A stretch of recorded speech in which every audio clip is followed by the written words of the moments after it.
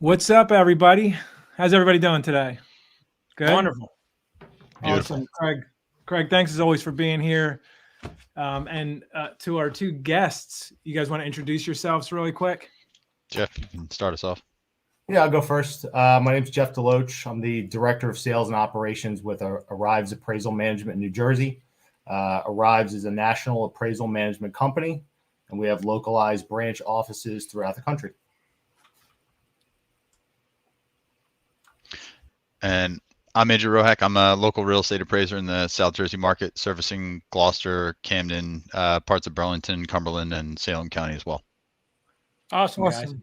Yeah, thanks for joining us, guys. In this market, I know you both are super busy. I mean, refinances, I think, are slowing down now with rates going up. So we can all probably come up, for some breathing room. But either way, you guys are still very busy. So I respect your time, and I'm glad that you guys were able to join us today. We just wanted to do a really thorough review or give people an understanding of the appraisal process. It's obviously a hot topic, with values increasing so drastically over the last year or so.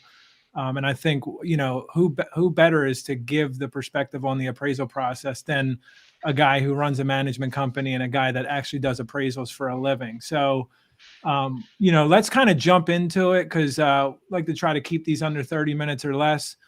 Let's just start with the difference between an appraisal management company and the appraisal company itself. So You mean the appraiser himself or the appraisal management company, right? Thanks. Yeah, yep. Thanks, Greg. Yep. Go ahead, Jeff.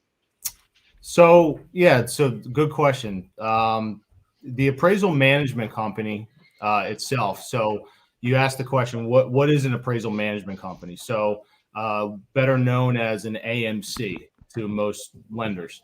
An AMC works with lenders and appraisers to facilitate the ordering, tracking, quality control of every single appraisal order that is placed by the lender. For the most part, we're fulfilling an administrative function. So the entire process that the appraisal goes through, we're managing that entire system. So the idea of it being called an appraisal management company it sounds like exactly what it is. Like Andrew is the actual appraiser himself. So once we receive the order from the lender, we're tracking it every step along the way. So when we actually go to assign an appraiser, it's based off of usually territory. So Andrew mentioned the counties that he covers for the most part in the state, and then loan type. We're giving it to our best suited appraiser for not only the loan type, but who can get us the quickest and most efficient report back so that everybody can meet their deadlines. And that's for the most part where Andrew comes in with the order itself and starts things off with an inspection, and I'll let him kind of explain things from there.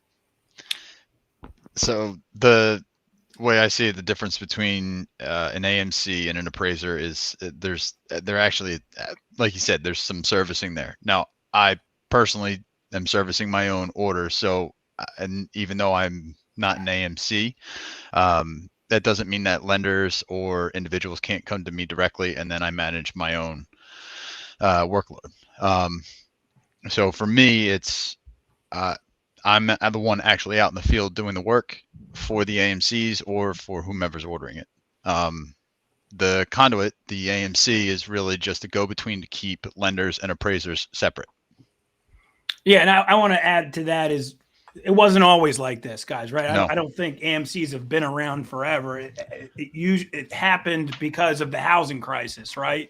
They wanted to separate appraisers from lenders because they felt like there was a conflict of interest, maybe jeopardizing the influence on what an appraiser should or shouldn't be doing, right? So they have an AMC now to kind of protect consumers in a sense that to make sure that appraisers aren't directly involved. The actual party that's going out and inspecting the property and writing up a report. So banks require an AMC to order appraisers or schedule appraisals at random. So we have no control over who you decide to choose as an AMC, because we can't influence that, right? So it was put in place to protect consumers in a sense. Yep. No doubt. Cool. Right. So yeah, I remember those days. I've been doing this for just over a decade. I remember coming in the very beginning and just ordering an appraisal directly through our guy. So there's obviously some pros and cons, but I think there's more pros than cons. So I've from my my supervisor, who actually Jeff's father, who was an appraiser before he took on the AMC. I've heard all the war stories, running into branches with cookies and whatnot, trying to win clients and all that kind of stuff, and make sure that you were on the top of the roster. Not a lot of that going on anymore. Yeah, for sure. The Wild West. So why don't we?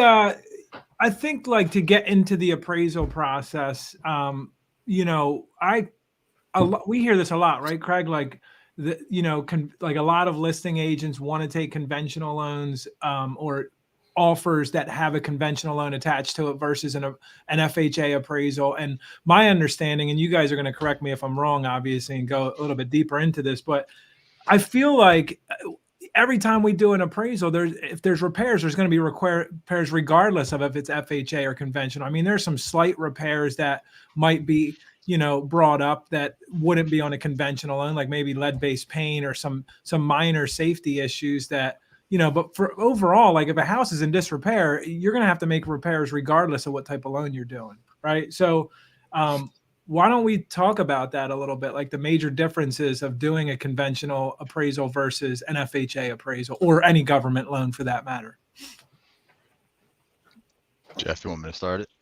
Well, I mean, I'll just kind of, preface it. I mean, for the most part, Andy and I were just kind of talking about this. Sometimes the general understanding is between conventional and FHA is that conventional doesn't require anything and FHA requires everything. Not the case. Conventional does actually require it too. So, and that's where Andy will go into a little bit more detail as far as what he's looking for and what he observes at an inspection. Right. So conventional or FHA, there really is no difference. It comes right down to safety, soundness, and structural integrity. Safety being anything that could bring potential harm to the homeowner or the occupant. Soundness being that there's it could be anything that's safety or structural, or it could be that the carpet's lifting in every corner. I mean, we're just talking about the overall soundness of the interior finishes of the home. So if you're missing cabinet doors everywhere, if you're, the flooring's missing in certain spots, those aren't necessarily safety issues or structural issues, but that's the overall soundness of the property. And then obviously structural integrity issues. If we find anything, say they're missing siding, exposed to the elements, or roof shingles, I mean, now we're talking about more of the structural integrity of the house. Every facet of that should be addressed in a conventional or FHA appraisal. The difference really comes down to there's a bit more done on an FHA inspection. We got to poke our heads up into the attics, and we're required to poke our heads down into the crawl space, do a head and shoulders inspection of those areas. And we're just looking for anything that might be amiss that we can readily identify. I'm not a contractor. I'm not a roofer, and I don't waterproof crawl spaces. But if I see water in the crawl space, I know that there's a problem. If I see water stains in the roof, I know that there's probably a leak, and I have to bring attention to that. In either circumstance, in an FHA appraisal, if I find a safety, soundness, or structural integrity issue, I'm going to bring light to it, and I'm probably going to call it a required repair because FHA wants those things resolved. Conventionally, depending on the severity of it, if it's affecting the overall livability of the property or bringing the property down to a condition where it may not be in the same average condition as the rest of the homes on the market, it could be a required repair, but typically I'd identify it as a recommended repair that needs attention. Attention should be brought to it. Ultimately, a lot of those decisions fall back on the underwriter though. So the underwriter is going to get my report. I'm really just the underwriter's eyes and ears out in the field, bringing attention to so that they understand what's going on with the property and what I found, and then it's up to them whether they want to require any of those repairs be done. I mean, I've had revisions come back where they asked me to either add certain things to the list or take them away based on what they saw in the photos. Right. And I agree with all that. And I feel like it's an appraiser's job to make sure that the bank is comfortable and they're aware of all the issues to the property. And it's the bank's decision at that point to say whether we need to do something. Now, when you put something in a report and say it's subject to these repairs, you mean once those repairs are done, we want to go back out to the property and make sure that those repairs are complete. And you would draw up another report saying those repairs are complete. But that's the case with any loan type. That's what I want to be clear on, whether it's conventional or FHA. In order to justify the value, the soundness, the structure of the property, if it's subject to completion, we have to address those issues and send you out again to review that those repairs were complete. Other thing I would mention that you talked about is, right, there aren't many differences between FHA and conventional, but conventional, they might not require a head and shoulders inspection of the attic, right? So if they don't require it, you're not going up in the attic or crawl space. Well, right. And not to interrupt, but I'm not a home inspector either. So I'm not required to inspect things to that rigorous sort of level. No, not to say that I'm not looking for anything. If I know enough at this point. If I see something off, I'm going to bring attention to it. But I'm not a home inspector. Right. And Brad had mentioned something. Okay. So that might not be an FHA requirement, right? But your home inspector is going to identify every little thing wrong with the property, every little crevice, right, so to speak. And Brad had mentioned, okay, lead-based paint situation, right? If a house was built prior to 1978, it's assumed that lead-based paint was used to paint the dwelling. Mm-hmm. So if you see chipped paint, or if you see deterioration where places where paint should be, you're going to call for a scraping and repainting of those areas, whatever that is. The two biggest repairs that I get FHA are chip peeling paint, chip peeling paint or rotting wood or exposed wood, anything that has to do with wood on the subject itself. And then the other one is the safety relief valve, on the hot water heater. Dude, it's funny you say that, because I was thinking that I was going to ask you what's the most common thing, and I can't tell you how many appraisals we got back, and the only repair was that damn valve on the hot water.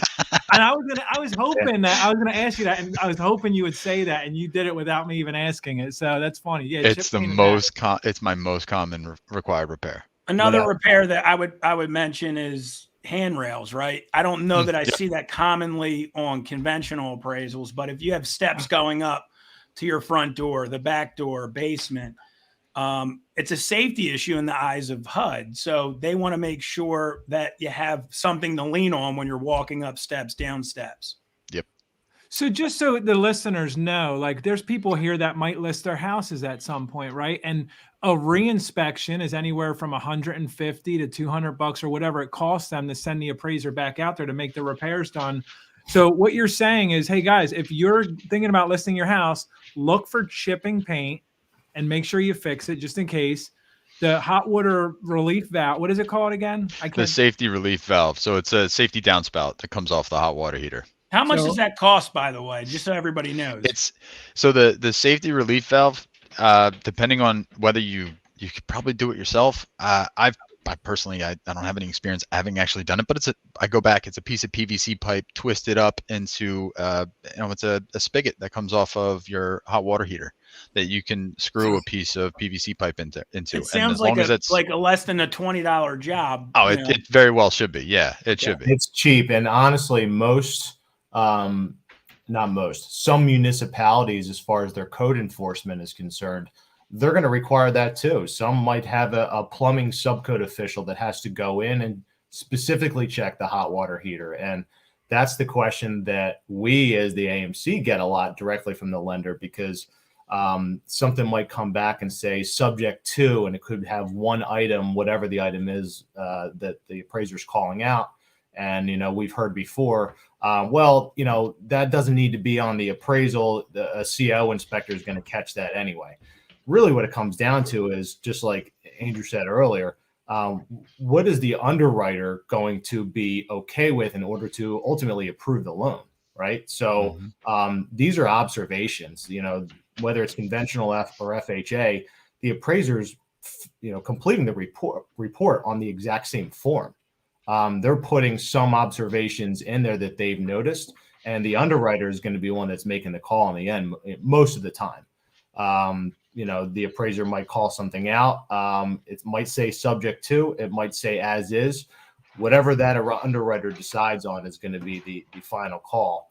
I've had appraisals that I've finished where I called them as is, and the underwriters pulled something out that they saw in the photo that they weren't quite comfortable with, and asked me to make a required. And that's going to happen from time to time. But in general, I feel like you guys are required to follow your rules to stay licensed and compliant for doing a job, and an underwriter and a lender are all going to follow rules and guidelines from HUDs according to what the loan says that you have to do, or whatever the loan type is says that you have to do based on property integrity guidelines. So we're all just doing our job and trying to navigate the waters to make sure that in the end, you as a consumer or buyer of a property are protected in that property, right? I feel like that's what these guidelines are there for, not only to protect the bank, but to protect you, that something doesn't happen to you later on because you're missing a handrail, or, baby Tommy's running around trying to eat chipped paint. I mean, that's for licking the walls, issues, right? So I feel like the main point to drive home is that there aren't many big differences between FHA and conventional appraisals, especially if it's coming to major issues like structural problems, right? A structural problems, a crack in the foundation is going to be an issue, right, with an FHA loan versus a conventional loan. A roof problem is going to be an issue with an FHA loan and a conventional loan. So there's minor differences in a sense that FHA is going to hone in on more than conventional inspections.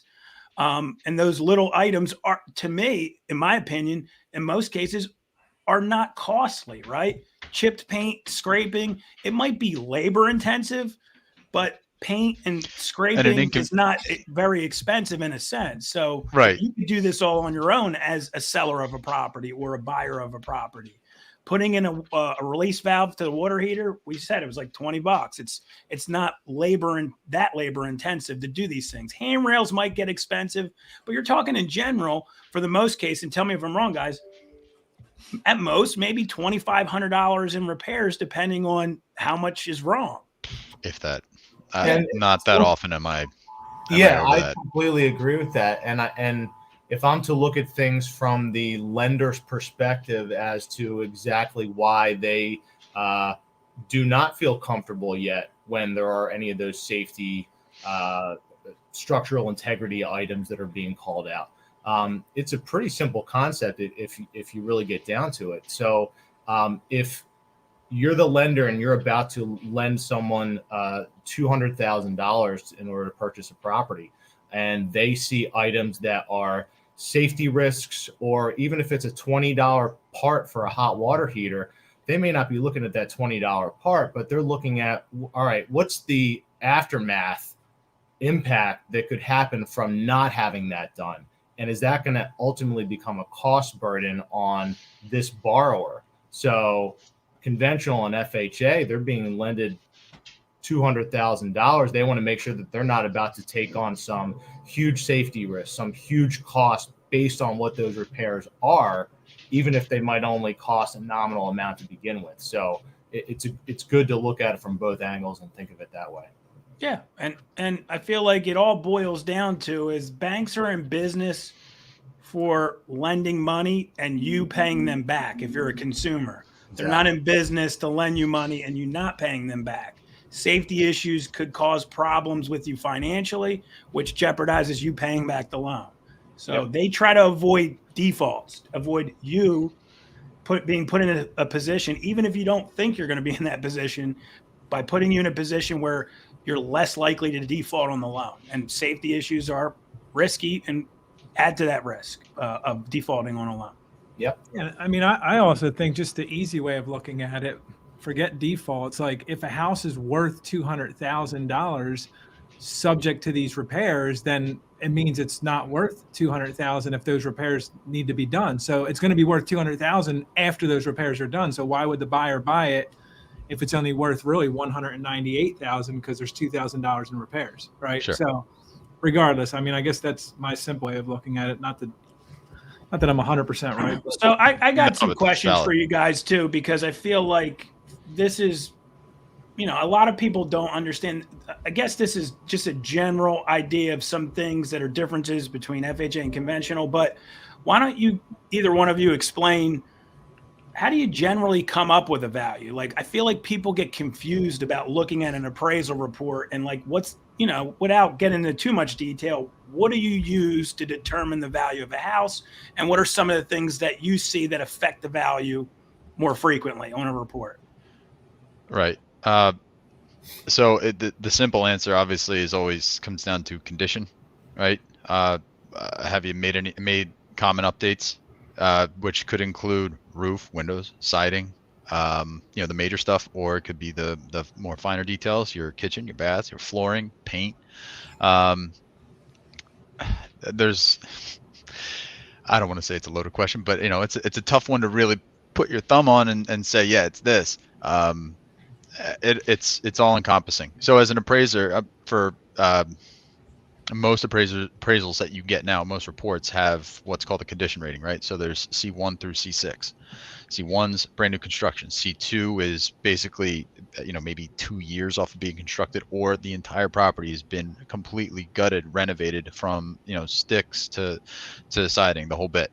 C3 is up something that's been recently renovated within probably the last 15 years, which most homes live in that C3 spot, or C4, which is your average condition where there's no safety, soundness, or structural integrity issues, but the kitchen's from 1980 at this point, right? So it's the rest of the property is pretty dated. C5, we're talking about now, we're missing some roof shingles, maybe some siding, and it's pretty dated, dated throughout, hasn't been touched in 40 years. C6, it's falling apart, needs to be burnt down and rebuilt, right? So most homes live in C3, C4, most homes. And we use that condition rating along with, beds, baths. It's overall square footage, basements, the finished basements, pools, and not to say that any of these things necessarily add value or take away value. That really becomes part of my analysis, and that analysis is done by way of what's called a market sensitivity analysis or paired sales analysis. Paired sales would be like taking 3 sales, right? 2 of them are the exact same, we'll say at 200, and then 1 has a second bath and sold for 210.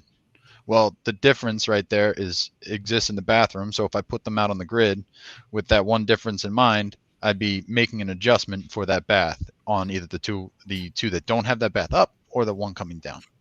Market sensitivity is a little bit different and takes on a little bit more data. So it's maybe 10 to 50 different sales, and kind of taking the sensitivity on what the dollar per square foot adjustment might be, or the bedroom adjustment might be, and using that information in the immediate market area to come up with adjustments and determine the market value of that house. And we wouldn't see that mostly in our world, right? And no, typically not. I mean, that a lot of that stuff ends up in the work file and is done with graphs and linear regressions and things of that sort. I mean, there's a number of different ways for me to analyze what's going on in the market, and I've been doing this for coming up on 12, so 10 years now, and most of my time has been spent in Gloucester and Camden County, and it's anywhere I go, I pretty much know what specific market. There's a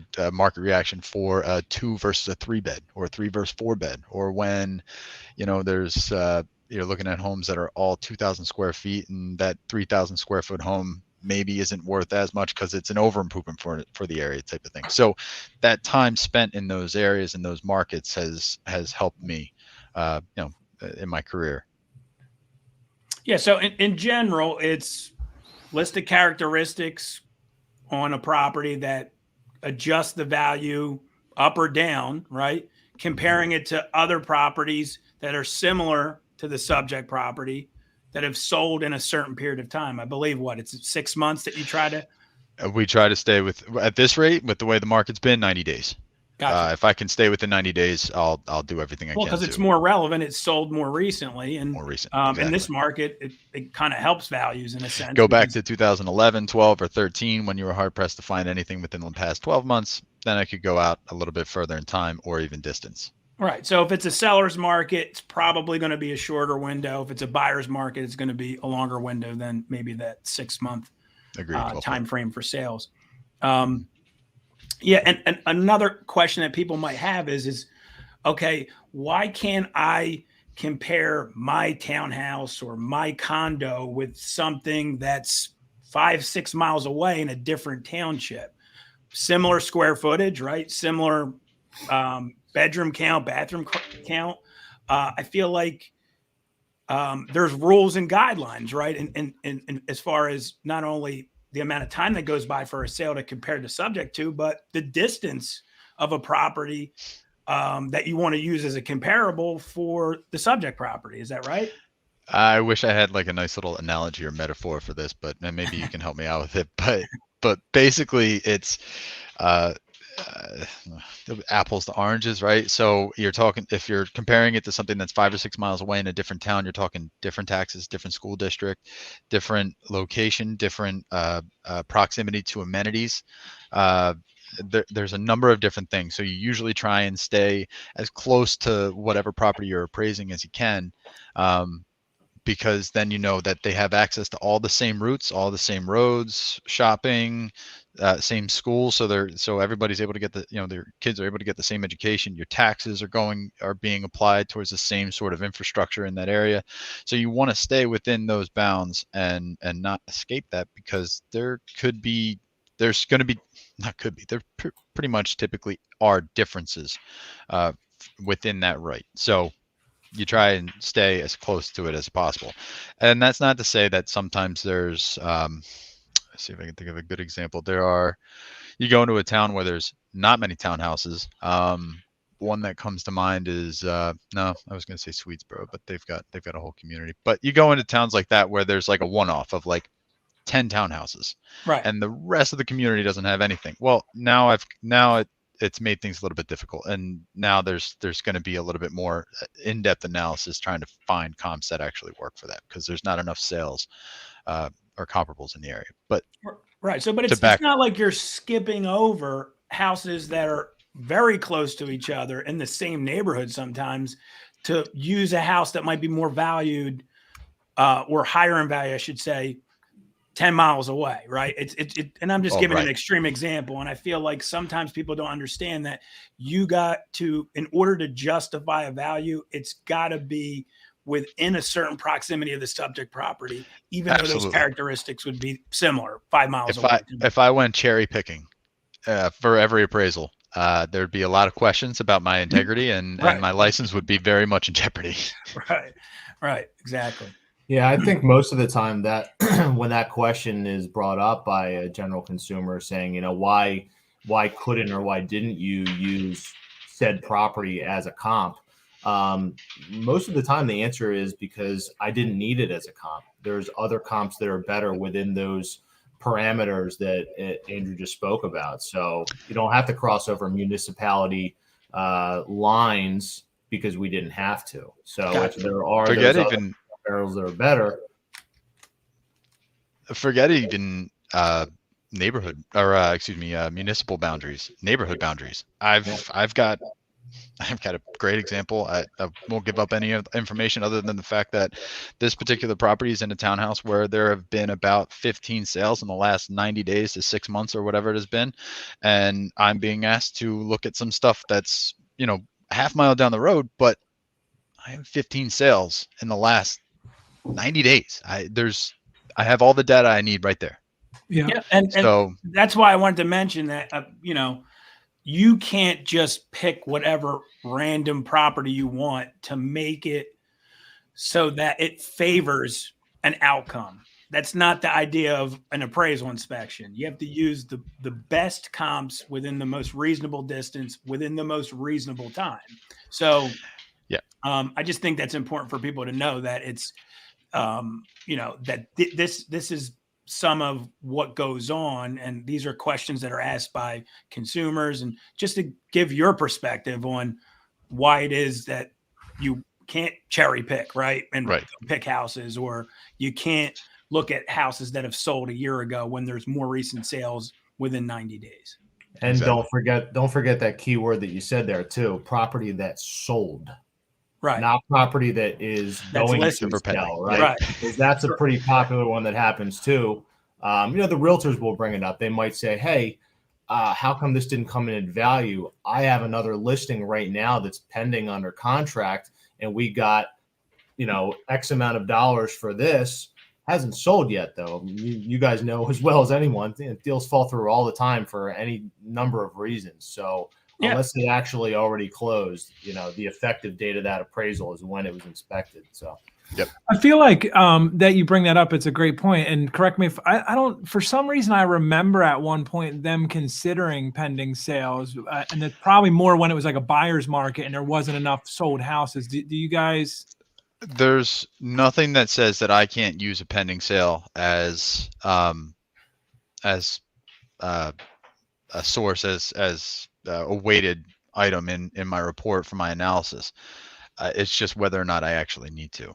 Yeah, if they're short on inventory, then you would. Right. If inventory is tight, new construction tends to be one where I think there's a little bit of leniency there. If there's not too much in the neighborhood, and you're talking about a town that's mostly 40 to 60-year-old homes, and now they're building new construction, and there's really not much to go off of.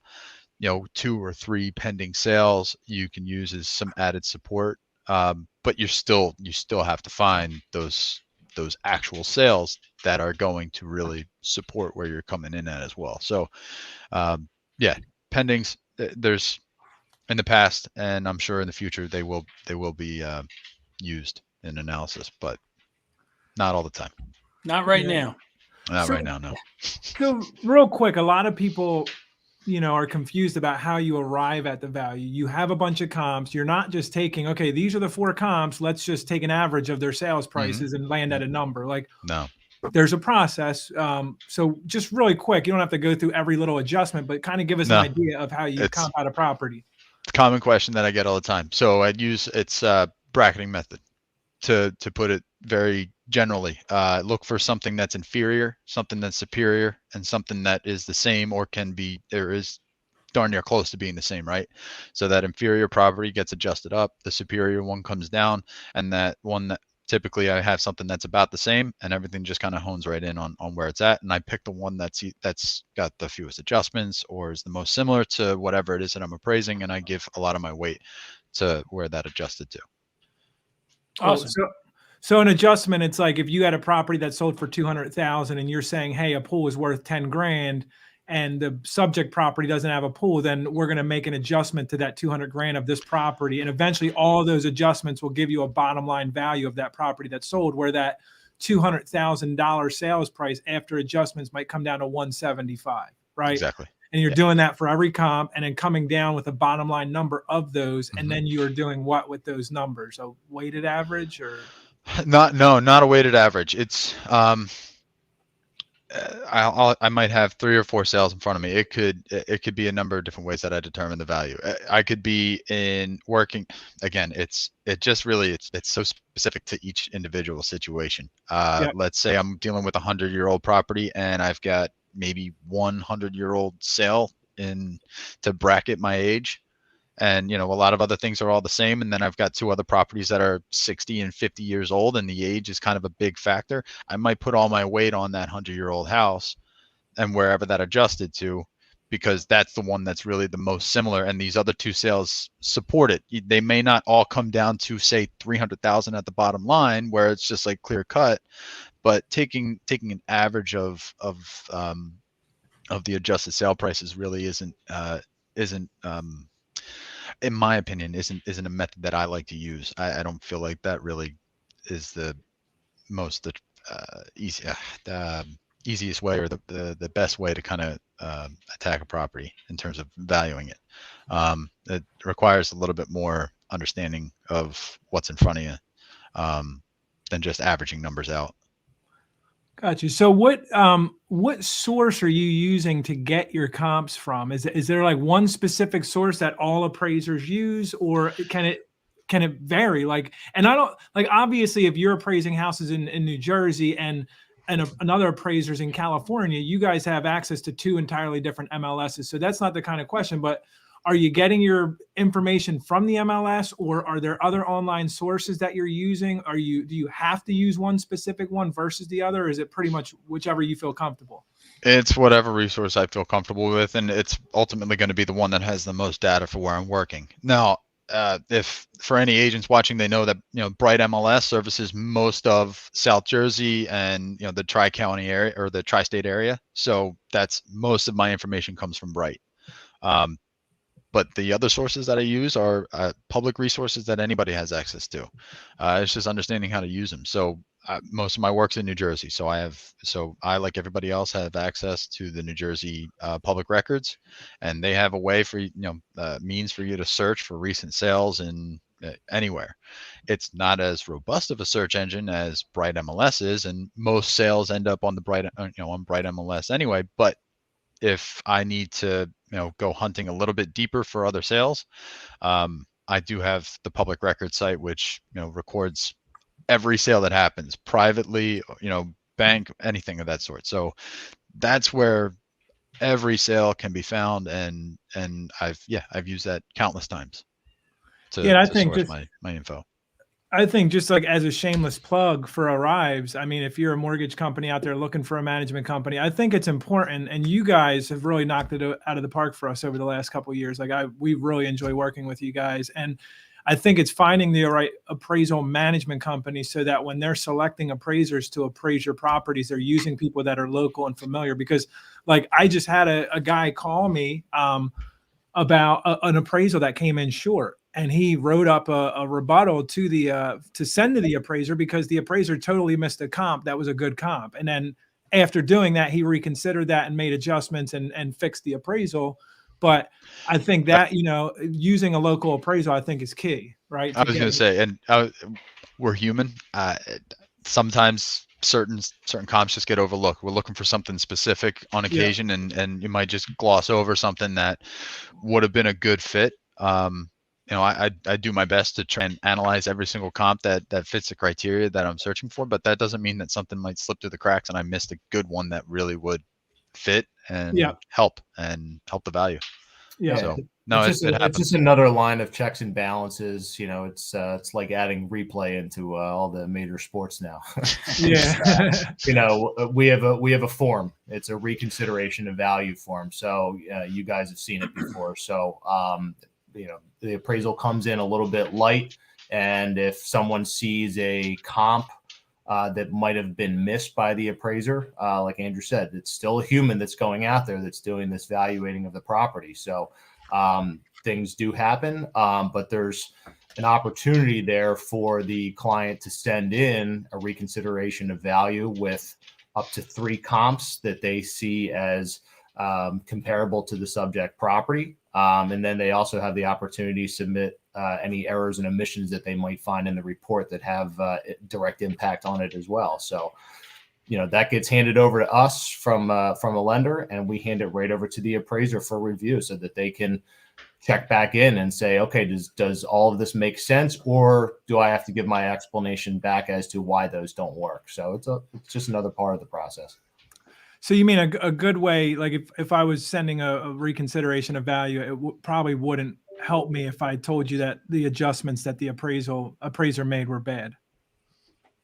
Well, you could say it, but we would check question. I know it's not going to change. I've had that. I only say that because I've had that in the past where they're like, why they should have gave 15,000 for the pool or this or that, and I'm like, no, we don't want to insult the appraiser. Find more comps. Let's take that route. And I guess that's a really good example of some of the things that we do as that buffer in between the lender and the appraiser, right? So, Brad, you might call me and you might say exactly that. Say, hey, I got the realtors in my ear, the sellers in my ear, whoever, everyone's in my ear on why this came in light, because they say that pool is worth $15,000. The appraiser's, he's saying that it's worth 8 or 10. Yeah. I'm going to sit here and tell you that, well, this appraiser that we've been working with for, over 15 years. We know that they're certified, their licenses are up to date, and, odds are this isn't a mistake. We're looking at it right now. So we have a chief appraiser that's here on staff at Arrives that is brought in for every situation just like that. So we find out if something is going to be worth the time to bring over to the appraiser, so that, time is sensitive. So, everyone's under the gun to get to the closing table, or just to make a decision if you can't get there yet, when someone has to go out of pocket for something. So we're just looking to make everything quicker and more efficient as a whole part of the process. Yeah, that's awesome. Yeah, no, I like I said, we've been using you guys for a long time, so you do a great job, to say the least. Yeah. So look, I want to respect your guys' time. I know we booked a half hour here. We're a little bit past that. I just want to kind of help you guys out for helping us out. Jeff, you guys are looking for mortgage clients. So like if anybody's in mortgage and watching this, you guys are a nationwide company, my understanding, right? Yep. National company. Anybody. Yep. You help National anybody. company. We have local offices all over the country, so we do service every single state. And kind of the example that I just gave before, the biggest difference really is just having that local service. So, every appraisal management company is looking to accomplish the same goal, which is to service you guys as lenders and get everybody approved for the loans that they are seeking. But communication is key. So, we don't have any type of automated lines where you're not going to be able to reach a human being. You're going to give a call to somebody, you're going to send an email, you're going to reach a human being. A lot of times that human being is me. Sometimes for things that are a little bit increased complexity, you might get the chief appraiser that's on staff to help explain something. But either way, we are that conduit directly to the appraiser. And that's the biggest thing. It's local service. So the management piece of it is a lot more in detail. You'll be able to speak directly to me most of the time. So like if our mortgage friends were looking for a new management company, you guys would obviously be able to service their account because you're nationwide. How does somebody get a hold of you to make that happen? Well, you can call me, email me directly. So my email address is j.deloach@arrives.com. My direct number is 856-906-5555. I work in business development as well as operations. So any new clients that are looking to add another AMC into the mix, or just a new one altogether with. So you don't have to necessarily hate your AMC. So it could just be that you're looking to spread things out because you have more business coming in the door yourself, and maybe you need some assistance, or maybe you just want to try it out. It's not like there's contracts and things like that are involved. It's as simple as clicking a drop down and having another option to send an order to. So, you can just try it out by sending one order. And really is completely up to what your needs might be. But that's what I would invite anyone that's interested in just having that first initial conversation, because we want to make sure that your needs match our services to be able to provide. Odds are they do, but we welcome the conversation either way. Yeah, Brad, we can put their contact information in like a link or something, after the recording of this or whatever, in the comment section. And yeah, there's just so you guys know, there's Jeff's email address right at the bottom of this. Jeff, if I spelled anything wrong, let me know ahead of time. Nope, you're spot on. So Arrives, like your appraisals arrive on time. I'm assuming that's kind of where the name came from. Actually, yeah, it's or arrive at value. Do they arrive at value? Yeah, play on words, right? It's actually I can do this all day. it's an acronym. It actually stands for Appraisal Real Estate Investment Valuation Services. So I like that. it's I'm sure at some point everybody said it a little bit wrong here and there, but yeah, it's pronounced just like the word Arrives. That's what it stands for. And we cover the entire state of New Jersey.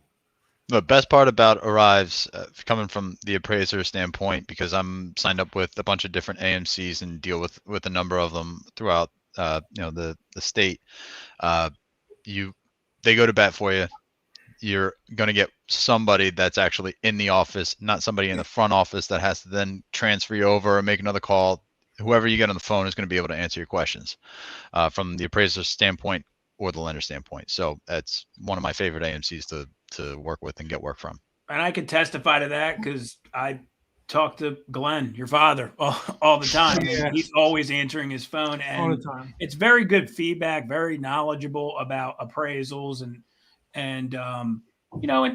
just talking things through, because I feel like that's important nowadays, is being able to talk something through and figure out ways to solve or resolve an issue. So they're Arrives is very good at that. We set the bar pretty high too, as far as which appraisers we're using. So the fact that we cover the whole state means that we need to have a pretty sizable roster as far as the appraisers go. But the things that matter the most, other than just the obvious things like, oh yeah, we're pretty high level on communication and things. Like I said, everybody needs to get to that closing table, and there's a deadline for everything, and we're very cognizant of that. So quick turn times, efficient reports.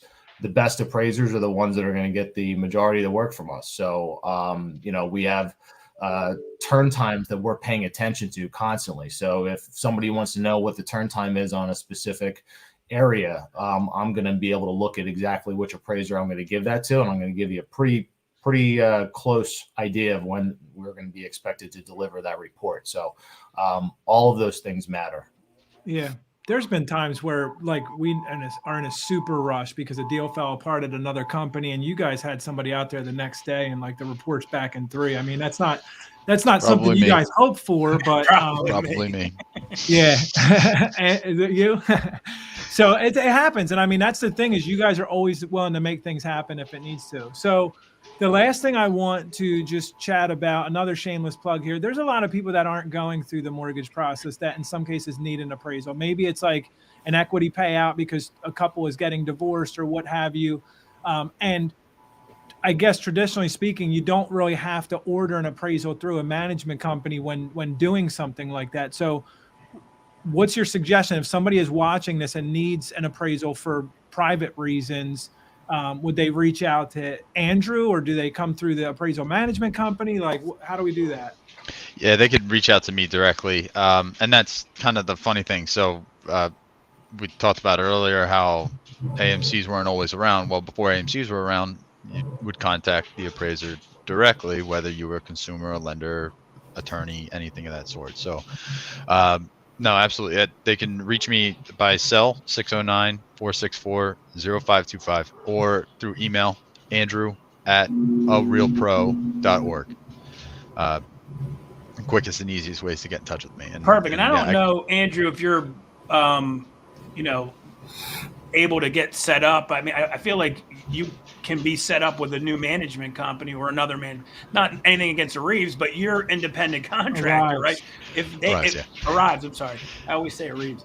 So if another lender has another management company, and they want to get me on the roster, absolutely, you can do that. Okay. Oh, absolutely, yeah. I'm always looking for new business and looking to replace some clients that I'm ready to replace. So awesome. I'm just glad you said some clients and not Arrives. Would not be the not the right place to do that. No. Yeah, right. No, that's a good point too. And if any lenders are out there saying like, maybe I don't love the current AMC I'm using, or maybe, like I said, you just want to get another one in the mix. But I have a couple specific appraisers that I gotta have. So that's without a doubt an opportunity. So we're open to growing that roster. So we always want to make sure that we have plenty of resources when it comes to making these appraisals happen and on time. So if you have a specific appraiser that you want to use, we'll adopt them right into the mix. And, that's how we've created the roster of appraisers that we have. Most of the time, a new client comes in and says, hey, I want to use this appraiser that covers this specific county. And we use that appraiser primarily for that county now. So for other clients, and they love them. So we're always open to it. That's awesome. Cool. Well, listen, I think we for the most part, without getting these people listening certified, like this isn't that type of thing, right? So I think in an hour or less, we covered most of what people have questions about. Obviously, I shared your email, Jeff, and your email, Andrew. So if you guys have specific questions, feel free to reach out, or you need an appraisal or a management company, feel free to reach out. If for some reason you guys missed that stuff, you can always email or message myself or Craig, and we can make, formal introductions for you guys. Unless you guys have anything else to add, we'll let people get back about their day. I'm good. Yeah, good. Thanks for having us, guys. This is great. Yeah, Thanks for having us. Yeah. definitely. It's awesome. So I'll just do one last shameless plug for us now, since I did one for you guys. Obviously, if you're looking to refinance or purchase a home, we make the process super easy. There's no expectations or obligations. If you can use our help, feel free to reach out. There's a thing that's been scrolling the entire time, gives you some contact information. Wherever you're watching this, there should be a post with links to get in touch with us. There's also a nice little QR scanner code thingy down at the bottom right, so you guys can use that as well. So feel free to reach out if we can help. And again, thanks guys for your time today. Thanks, Jeff and Andrew. Appreciate it. Thanks, guys. Anytime. Yeah. Thanks. All right, take care, Take care, guys.